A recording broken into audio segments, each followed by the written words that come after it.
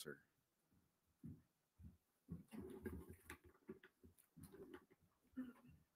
Magandang umaga, Malacanang Press Corps. Welcome sa ating press briefing ngayong araw. Simulan natin sa magandang balita na dala ng administrasyon ni Pangulong Ferdinand R. Marcos Jr. sa Bagong Pilipinas. Bilang pagtupad sa pangako ni Pangulong Marcos Jr. ng abot-kayang presyo ng bigas, inanunsyo kahapon ng Department of Agriculture na magsisimula na silang magbenta ng bigas sa halagang 20 pesos kada kilo. At una itong maipapatupad sa Visayas.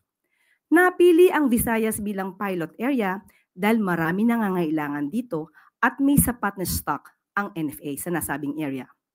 Hanggang 10 kilo ng bigas kada linggo ang pwedeng bilhin ng mga beneficiary household o katumbas ng 40 kilos bawat buwan. Nagbigay na rin ng direktiba ang Pangulo para palawigin ang programa hanggang 2028. Panoorin po natin ito.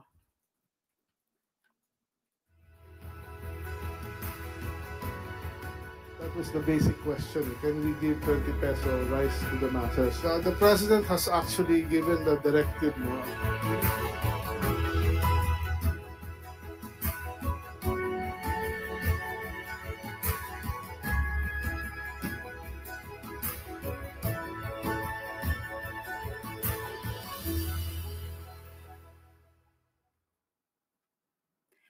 Good news para sa mga kababayan natin na madalas dumadaan sa mga seaport.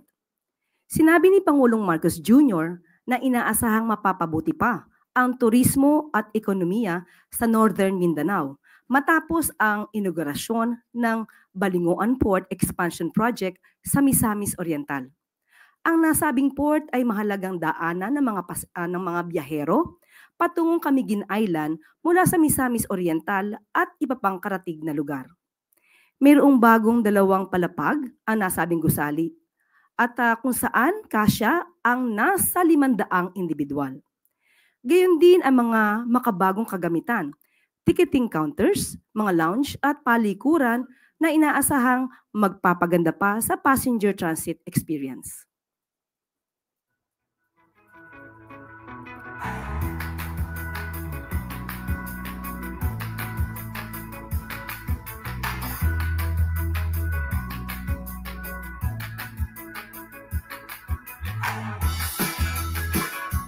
Magtayo ng mas bigger na facility. Maganda na po at saka maluwag.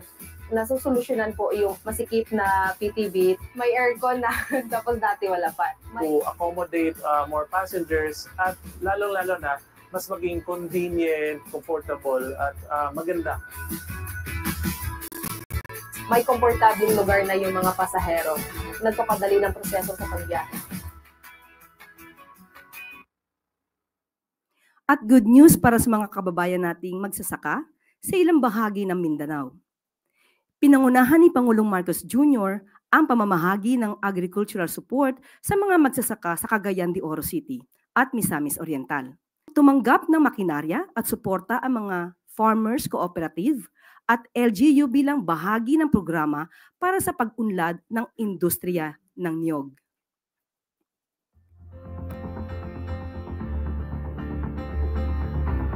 Itong mga equipments and facilities na matanggap namin ay malaking bagay para sa mga farmers namin. Ang agrikultura ay isa sa pinakamahalagang saligan ng ating ekonomiya. Ngayong araw, formal nating inilunsad ang Rice Processing System 2 Facility. Bahagi ito sa mas malawak nating layunin sa ilalim ng ating administrasyon. Masalamat kami sa ating Pangulo pagbigay sa amin ng combine harvester. Ito ay malaking tulong sa mga farmer na para mapabilis ang kanilang mag-harvest ng kanilang mga output. Patuloy kayong matuto, gumamit ng makabagong teknolohiya, maging humarang bagong Pilipino. Magsasakang marunong, may dangal, at may pagmamahal sa ating bansa.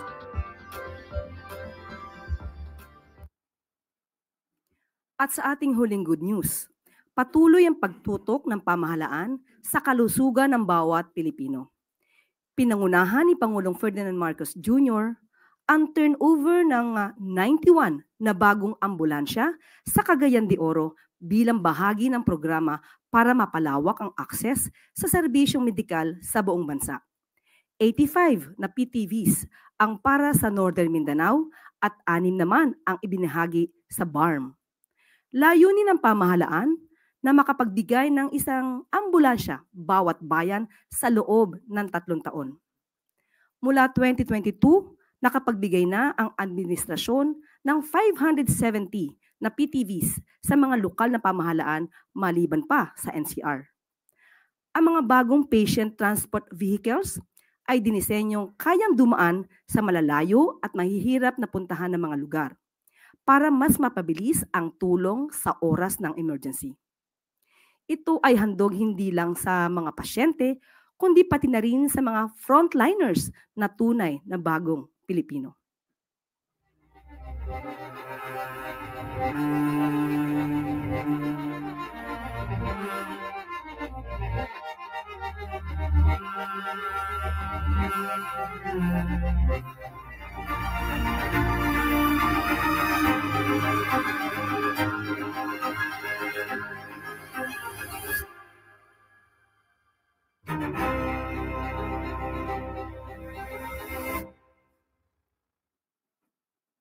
At ito po ang good news natin sa araw na ito. Maaari na po tayong tumanggap ng mga katanungan. First question, Yusek, Alvin Baltazar, Radyo Pilipinas. Yusek, good morning po. Yusek. Yun. Salamat. Ang hirap mong hanapin. Magandang umaga, Yusek. Yusek, meron po ba tayong timeline tungkol doon sa kung kailan natin ipakakalat sa iba pang bahagi ng bansa yung 20 pesos na kada kilo ng bigas after ng Visayas? Okay, inaayos pa po ang mga maaaring issues tungkol sa logistics, pero ito po ay ipapatupad po talaga nationwide. At hindi lamang po ito ang naisin at aspirasyon ng ating Pangulo. At sa susunod pong taon, nanaisin po natin na mabigyan po ng sapat na pondo nang hindi na rin po kakailanganin ang anumang tulong mula sa LGUs. So, yan po ay bibigyan po ng pondo para po maibsan po talaga ang kahirapan sa pagbili po ng napakamahal na bigas. Yusek, ang direktiba ni Pangulong Marcos, masustain ito hanggang sa pagtatapos ng kanyang termino. Anong assurance natin sa mamamayan na masusustain ito hanggang 2028? Muli, sasabihin natin, ito po yung aspirasyon ng Pangulo na maipatupad po ito hanggang sa 2028. Mabibigyan po ito ng tamang pag-aaral at tamang budget po. Yan po ay talaga pong nanaisin ng Pangulo na maipatupad. I believe, Yusek, hindi lang ito dapat effort ng national government. Pati LGU, sabi kahapon ni Secretary Francis Tio Laurel, kinakailangan may effort din ng LGU. Meron bang participation ng LGU doon sa aspeto ng pagbibigay ng subsidiya? Kasi I believe ang Cebu yata, meron silang tulong na subsidiya para dito sa effort na ito. Opo, kaya po naging pilot area po ang Visayas areas because nauna po na nagbigay ng kanilang pagbigay ng kanilang anunsyo na sila rin ay magkikipag-cooperate. Nauna silang magsabi na sila ay makikipag-cooperate para po makatulong din po sa naisin ng Pangulo, ng pamahalaan, ng gobyerno na mabagyan po ang ating mga kababayan ng bigas sa murang halaga sa 20 pesos kada kilo. At sa susunod nga pong taon ay mas nanaisin po ng Pangulo na ito po ay sagutin na ng national government. Pero kung meron pa po talaga ng mga LGUs na makikipag-cooperate pa po at kaya po nilang makapagbigay ng subsidiya, ito po ay tatanggapin pa rin po natin. Malaking tulong po iyon. One last hirit na lang, Yusek. Saan ma-avail ng ating mga kababayan yung murang bigas? Bukod sa inaasahan natin sa Kadiwa, saan pa? Since ito po ay mayroong cooperation mula sa LGUs, magbibigay din po ng sariling guidelines ang mga LGUs kung saan po nila ito maaaring ibenta. Maaari po sa kanilang palengke, sa mga authorized outlets ng LGUs, maaari sa kanilang mga empleyado Ito po ay magiging depende po sa magiging guidelines po ng LGUs. Pero sa mga kadiwa po ay meron po. Salamat po, Yusek. Thank you. Ana Badjo, GMA News Online. Good morning po, Yusek. Ma'am, in relation doon sa 20 pesos na bigas, may we just get your reaction on the statement made by VP Sara na this move is just another election promise to boost the chances of the Marcos administration senatorial candidates na manalo po sa eleksyon. Binubudo lang daw po natin yung taong bayan. Unang-una po, matagal na po nilang ini-issue na mukhang hindi kakayanin ng Pangulo ang aspirasyon na magkaroon at mag-deliver ng bigas sa halagang 20 pesos kada kilo. Ngayon po, na unti-unting natutupad ang aspirasyon na ito ng Pangulo. Bakit muli na naman silang nagsasalita, nagiging negatibo? Muli, uulitin natin, ang gusto po ng Pangulo, ng Pangulong Marcos, ay ma-deliver sa taong bayan ang bigas sa murang halaga. Noon pa po ito. Pero ngayon po ay nagsusumikap ang ating pamahalaan, ang ating Pangulo na matupad ang aspirasyon na ito. Sana po sa mga leader, ang tunay na leader at tunay na Pilipino ay dapat sumusuporta sa kapwa Pilipino, lalong-lalo na sa pinuno ng bansa. Huwag sanang pairalin ang crab mentality at huwag maging anay sa lipunan. Magkaisa tayo para matupad ng Pangulo at ng pamahalaan ang mga aspirasyon para sa taong bayan. Pero ma'am, why did the government choose Visayas po? Kasi yung isa rin niyang sinasabi, given na vote-rich region yung Visayas, kaya ito raw yung pinili. Ano po yung basehan ng government kung bakit Visayas? Unang-una po, na sabi po sa atin ni Secretary Kiko Laurel, na kaya po Visayas, unang-una po, maraming stocks po ang NFA sa nasabing lugar at sila po ang naunang magsabi ng pakikipag-cooperate sa Pangulo sa pagbibigay po ng subsidiya. Kaya po nauna po ang Visayas areas. Ito rin po ay pinatotohanan po ni Governor Gwen Garcia. So bakit naman po natin haharangin ang magandang adhikain na ito, ang magandang goal na ito ng Pangulo na makapagbigay ng murang bigas at sa pangunguna po ito sa Visayas areas. Huwag po natin harangin, huwag po natin pagbawalan yung mga taong bayan na bumili ng murang bigas. Ito po ay muli para sa taong bayan, huwag natin mahayaang magutom ang taong bayan. Hindi porkit po mura ang bigas, sasabihin na panghayop ang nasabing bigas. Liliwanagin lamang po natin. Ang ibebentang bigas ay yung bigas po na nabibili ngayon sa halagang 33 pesos. So wag po nating maliitin ang mga farmers natin dahil local farmers po manggagaling ang bigas na ito. Kapag po sinabi, ninuman, na ito ay panghayop na bigas, minamaliit po natin ang mga farmers natin na nagbebenta po sa NFA, sa ating gobyerno.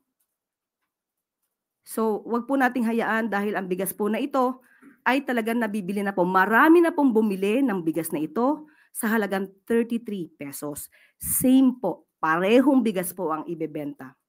At ang sabi nga po natin dito, kung sinasabi po niya na huwag magpabudol, tama po na huwag magpabudol dahil maaaring magamit na naman ito at masabotahin ng mga fake news peddlers, magpanggap na buyers at ipapakitang hindi maganda ang bigas. Tandaan natin, ito pong bigas na ibebenta sa halagang 20 pesos ay yung parehong bigas na ibinebenta sa halagang 33 pesos. Ma'am, last na lang po on my part. Ma'am, paano po yung budget nito? Sufficient naman po ba para masustain? And kasi tinatarget natin na hanggang 2028 na rin po yung implementation. Sa ngayon po ay aabot po at ang nais po ng Pangulo para sa susunod na taon ay mabigyan po ng budget ang programang ito para sa taong bayan. Thank you, ma'am. Follow-up question, Pia Gutierrez, ABS-CBN. Hi, ma'am. Ma'am, yung 20 pesos po, this was a campaign promise of the President. Pero bakit ngayon lang po ito nasimulan? Unang-una po, sa budget po, hindi po agad kinaya or masasabi natin na pinag-aralan kung paano ito mapapatupad. At ngayon po na kinakaya po natin, hindi po ba dapat mas magpunyagi tayo? At kumbaga ay sabihin natin isang tagumpay ito ng pamahalaan para sa taong bayan. Huwag po tayo magpagka negatibo. Huwag po nating tignan na hindi maganda at sinasabing pamumulitika po ito. Sabi nga natin, noon pa po ito aspirasyon. So kung ito man ay natupad, maganda lamang po siguro nagkataon dahil ang Visayas areas ay nakipag-cooperate. At sabi nga natin, ang mga taong itim ang tingin sa kanilang paligid ay mukhang hindi makakakita talaga ng liwanag. So you're saying, ma'am, na ngayon lang nagkaroon ng budget for the 20 pesos rice? Hindi po natin sinasabing ngayon lang nagka-budget. Ngayon lang po na pag-araling mabuti dahil sa loob po ng mga araw, buwan, taon, ito po ay inaral kung paano po ito maipapatupad. Ngayon po, nakita po nila sa kanilang pag-aaral na maaari pong ibigay sa pamamagitan din po ng pagbibigay ng subsidiya. Ito po ngayon ay ating ipatutupad. Ma'am, kasi yung announcement came shortly after the President suffered a double-digit decline sa kanyang trust and approval ratings, kung saan tinuturo yung mataas na presyo ng bilihin behind the decline. Does this have anything to do with the announcement? Wala po. Dahil bago pa po nagkaroon kung anumang survey, rating ang napapakita ngayon, noon pa po ito pinag-uusapan. Nakasama po ako minsan sa isang pribadong meeting para po dito, para pa ipatupad po ang 20 pesos kada kilo na bigas. Nauna pa po ito na pag-usapan ng DA, ng NFA, bago pa po lumabas ang mga survey ratings na yan. Next question, Ivan Mayrina. Ma'am, follow up dun sa kung saan manggagaling ang pondo rito. Ang paliwanag kahapon ni Secretary Chu Laurel, kung ano man yung diferensya, 33 yung value, ibebenta ng 20. Tig 650 ang national at local. What happens to the fourth, third class municipalities who are unable to fund the difference? How soon can the national government shoulder the cost fully para maibenta po sa 20? Sa ngayon po ay pinag-aaralan po yung patungkol po dyan. Ang pangunahin po ngayon na direktiba po ay doon sa maaari makapagbigay ng subsidiya mula sa local government.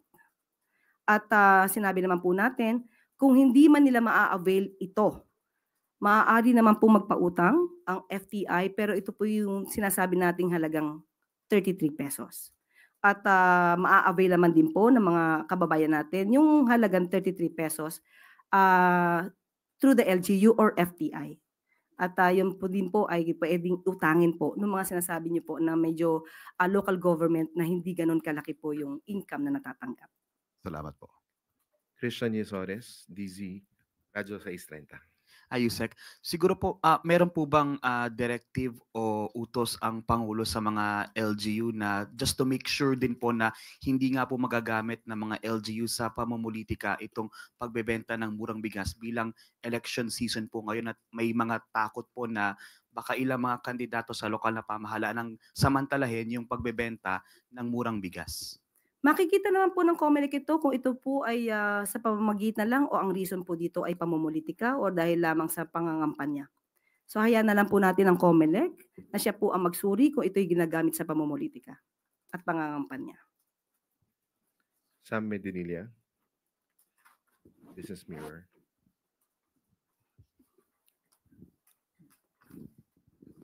Good morning, ma'am. Bali, ilan po yung magiging beneficiaries target beneficiaries nitong program at saka yung ilang LGUs rin po? Bali, ilang families and ilang LGUs? Opo, sa ngayon po ay nagkakaroon po ng guidelines. Gumagawa po ng guidelines ang DA at madidinig po sa kanila yung detalye. Sa aming pagkakaalam ay magkakaroon po mismo ng press briefing si Secretary Kiko o ang DA at doon niyo po malalaman kung ano po yung iba pa po mga detalye. Tapos, na-mention rin po nila na parang wala pa siyang allocation sa GAA this year. So, saan po kukunin ng government, ng DA yung budget for the initial implementation nitong program?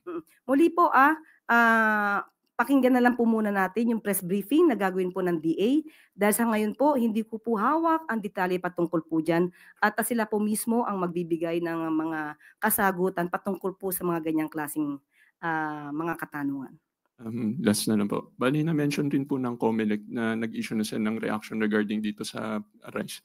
Ang na-mention po nila, okay lang raw magbenta yung NFA nung 20 pesos pero hindi raw po dapat involved yung mga candidates for the 2025 polls. Kaso karamihan po ng incumbent officials ngayon ay running for re-election. So pag nagbenta po ba nito, dapat hindi po sila involved doon sa... Dapat po, hindi po sila involved. Dapat nga po ang kanilang mga mukha ay hindi makikita sa mga tarpaulin patungkol po dito. Ang pagbebenta po ng bigas sa halagang 20 pesos kada kilo ay para po sa taong bayan, hindi para po sa mga kandidato. Thank you po, ma'am.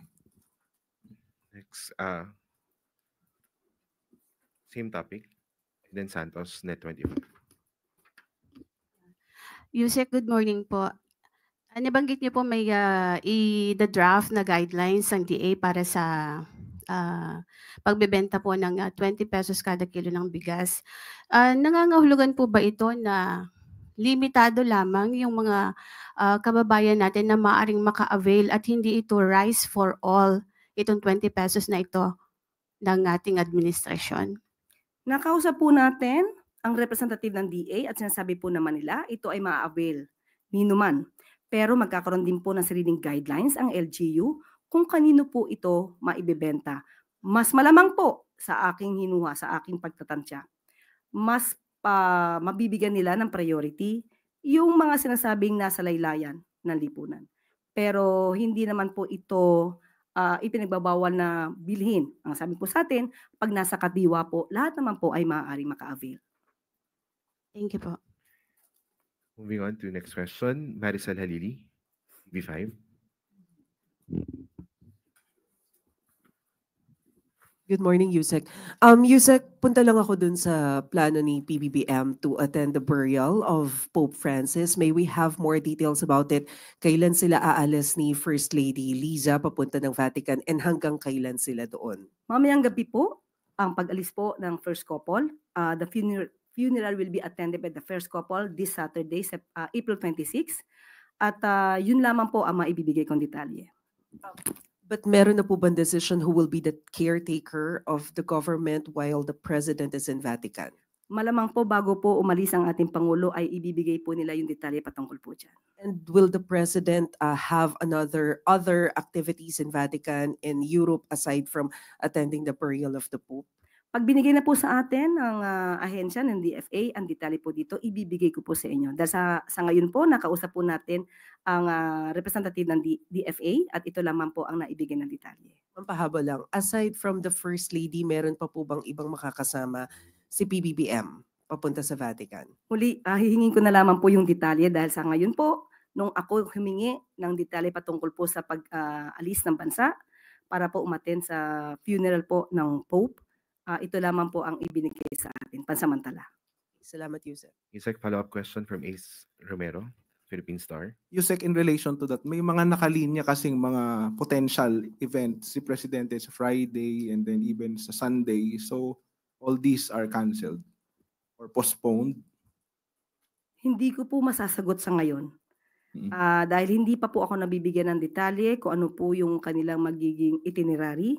Kapag po naibigay siguro po sa akin, ibibigay ko po kaagad-agad sa inyo. Pero do we have info kailan sila uuwi? Wala pa. Wala pa pong detalye sa akin. Okay, salamat po. Moving on to next question, Eden Santos, Net25.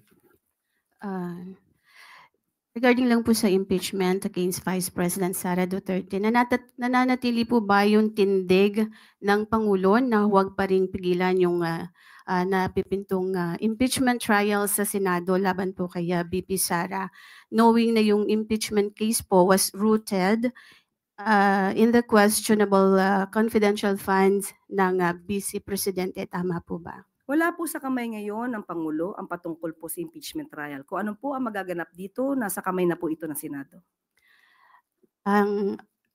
follow-up ko lang po dun sa transparency and accountability. Kung confidential and intel funds po yung dahilan nung pag-impeach kay VP Sara, hindi po kaya maapektuhan din ng Pangulo dahil isa po siya doon sa top spender ng Confi and Intel funds para po hilingin din na idetalye niya yung kanyang pinaggagamitan or paggagamitan po ng Confi and Intel funds. Hindi po nakatanggap ang Office of the President ng AOM or Notice of Disallowance. Kung sino man ang nakatanggap nito at kung sino man ang kinakailangan magpaliwanag dito, mauna muna po siya magpaliwanag dahil meron pong trial na darating po. Okay po, thank you. Follow-up question from Ace Romero, Philippine Star. Yusek, we'll just seek reaction dun sa sinabi ng kampo ni Vice President that her lawyers thought they are more than confident that she will emerge victorious dito sa impeachment trial na ito. Kung yun po yung estratehiya nila, hayaan po natin. But does the palace agree na Wala pong kinalaman ng palasyo sa impeachment trial. Thank you. Next question, Clay Pardilla, PTV4.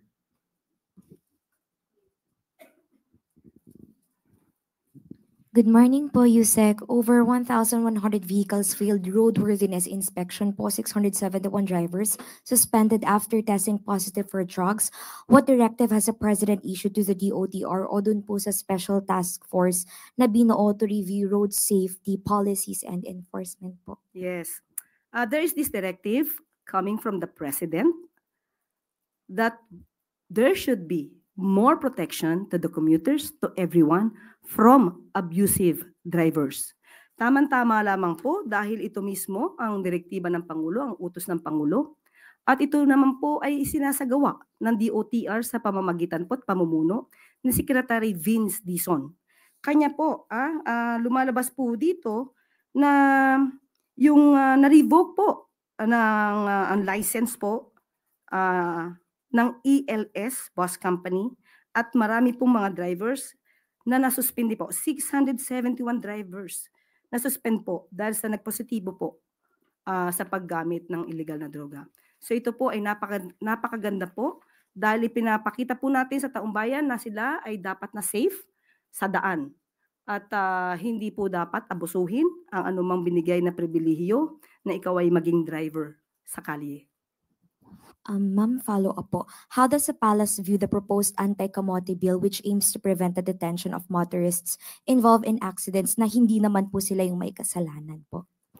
Dapat lamang po, kung hindi naman po makikita na may kasalanan, minsan kapag ka po nagkaroon ng vehicular accident, makikita naman paminsan-minsan ng mga investigador kung sino ba yung unang nagkamali. Siguro kapag ang investigador po ay nakita na ang isa ay siyang nabiktima o yung sasakyan ang mismong nadanyusan, hindi po naman dapat na makulong ang mismong nabiktima. Pero may mga pagkakataon po na sa pag-iimbestiga, hindi naman agad nakikita kung sino yung may sala. So, karapatan din po ng mga otoridad natin na wag muna palayain o magkaroon ng maagarang investigasyon para po, kasama na rin po ito sa due process. At dito po nagtatapos ang ating briefing. Maraming salamat at para po ito sa Bagong Pilipinas.